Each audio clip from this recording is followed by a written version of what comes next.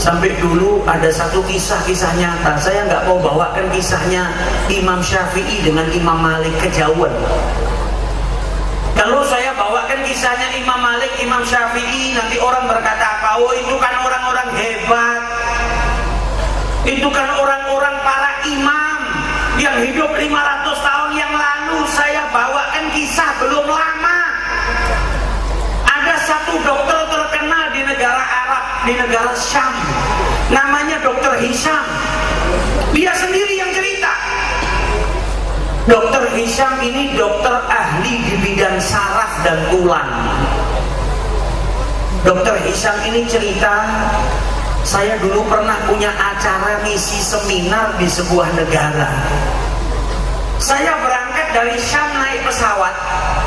Tengah-tengah perjalanan pesawat saya harus turun karena cuaca yang buruk. Pesawat gak bisa diteruskan, kalau dilanjutkan bahaya, bisa mati.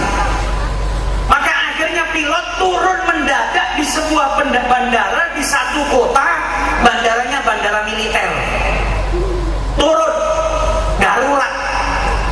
Ketika turun di bawah pesawat, selamat semua penumpangnya. Dokter Hisham turun langsung masuk ke bandara militer, tanya sama yang jaga bandara, ini kira-kira pesawat saya ini bisa diterbangkan lagi kapan?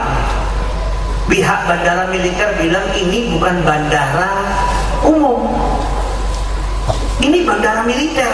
Kami nggak bisa kasih tahu jawaban kapan pesawat Anda bisa terbang lagi, apalagi cuaca buruk. Bisa jadi mungkin 8, 10 atau 12 jam lagi pesawat Anda baru bisa terbang.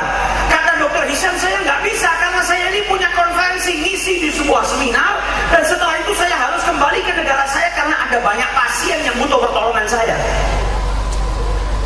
Kata militer yang dalam bandara, kalau begitu kalau Anda cepat-cepat, ini di luar bandara ada persewaan mobil, silahkan sewa mobil, Anda jalan ke kota sebelah kota ini. Perjalanan dengan mobil cuma 2 jam. Nanti sampai di kota berikutnya, di situ ada bandara komersil, di situ Anda mungkin bisa melanjutkan perjalanan dari sana, terbang dari sana. Gak pakai pikir panjang, Dokter Hisham keluar dari bandara, sewa mobil, nyetir sendiri. Di tengah jalan hujan lebat, badai yang luar biasa, sampai kaca depan ini jalanan nggak kelihatan. Kata Dokter Hisham, subhanallah, tadi badai di atas, sekarang badai di bawah. Kata Dokter Hisham, ini kalau saya lanjutkan jalan, saya bisa nabrak, bisa mati. Maka beliau ke tepi, minggir ke kanan, kemudian beliau istirahat karena hujan semakin dahsyat. Beliau takut kalau ada mobil dari arah depan nabrak mobilnya. Maka beliau keluar dari mobil. Ternyata di sebelah rumah tempat beliau berhenti itu ada rumah gubuk tua. Beliau ketok, ada yang punya rumah di situ keluar. Yang punya rumah nenek sudah tua. Kata Dokter Hisham, Nek, Anda punya telepon nggak? Punya handphone nggak? Saya mau pinjam, saya mau telepon ke tempat saya seminar, saya mau kabari kalau saya nggak bisa datang. Saya juga mau kabarin pihak rumah sakit kalau saya hari ini nggak bisa praktek karena saya terdampar di kota ini. Kata nenek tua tadi, Nak, di rumah ini nggak ada apa-apa kecuali teh panas. Kalau kau mau masuk, saya bikinkan teh panas untuk menghangatkan dirimu. Saya ini orang miskin, buat makan aja susah, apalagi beli handphone. Kata Dokter Hisham, kalau begitu ya sudah, izinkan saya berteduh di dalam rumah Anda dan berikan saya teh hangat. Dokter Hisham duduk, dikasih teh, sambil minum teh dia liatin yang punya rumah nenek tua tadi duduk di kursinya, kursinya digoyang-goyangkan sambil berpikir. Sama Dokter Hisham dilihat. Kemudian Dokter Hisham baru sadar di sebelah nenek tadi ada anak kecil yang terbujur kaku, tidak bergerak. Maka Dokter Hisham tanya, Nek, itu di sebelah Anda siapa? Ini cucu saya. Kok dari tadi saya lihat cucu Anda itu nggak bergerak? Kenapa? Maka dijawab sama nenek tadi, cucu saya ini dari mulai lahir cacat, nggak bisa bergerak. Dari mulai ujung kepala sampai ujung kaki, semuanya sarafnya rusak sehingga anak ini nggak bisa bergerak. Terus orang tuanya mana? Orang tuanya meninggal. Ibunya meninggal saat melahirkan, ayahnya meninggal saat ini anak ini masih bayi. Saya yang ngasuh anak ini dari kecil sampai sekarang. Maka Dokter Hisham tanya, terus kenapa nggak diobatkan anak ini? Kata nenek tua tadi, dari mana saya punya uang buat ngobatin ini anak? Lagian sakitnya parah.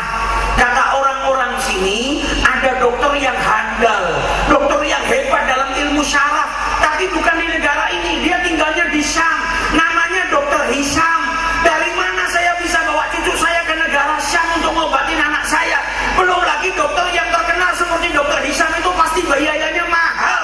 Saya nggak mampu untuk biayain anak saya ini atau cucu saya ini. Maka dokter Hisham ketika mendengar jawaban nenek tadi badannya menggigil, dan dia baru sadar ternyata pesawat saya nggak bisa terbang, harus turun mendadak.